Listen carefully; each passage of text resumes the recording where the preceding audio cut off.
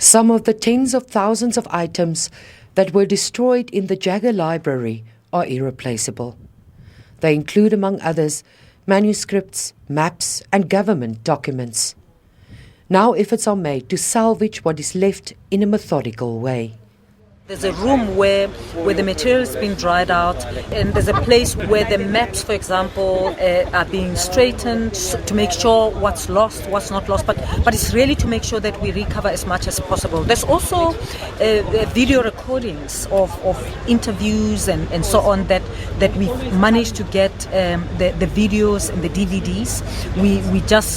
The volunteers are cleaning them up to make sure that we can continue to reuse them.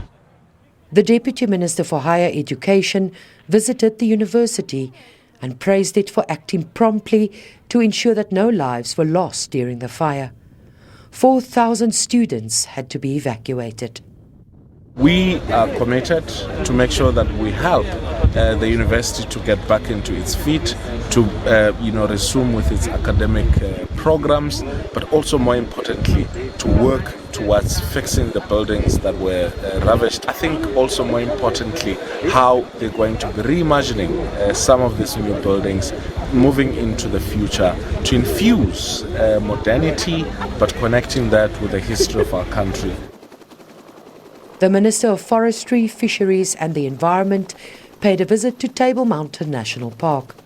Barbara Creasy thanked the firefighters for their mammoth effort in bringing the wildfire under control. Around 1,000 firefighters were on duty throughout the week. She says climate change is adding to fires burning more intense and often out of control. Our own weather stations are indicating that over the last few years, we are recording record temperatures in April, temperatures that are far higher than we saw a few decades ago, and certainly far higher than a century ago. In these circumstances of climate change, it becomes very important that we also look at some of our regulatory frameworks in terms of what kind of vegetation we will allow to grow in high-risk areas. The fire has been contained and mop-up operations are expected to continue for the next few days. The 4 firefighters that were injured in the line of duty have been discharged. Mariska Botha, SABC News, Cape Town.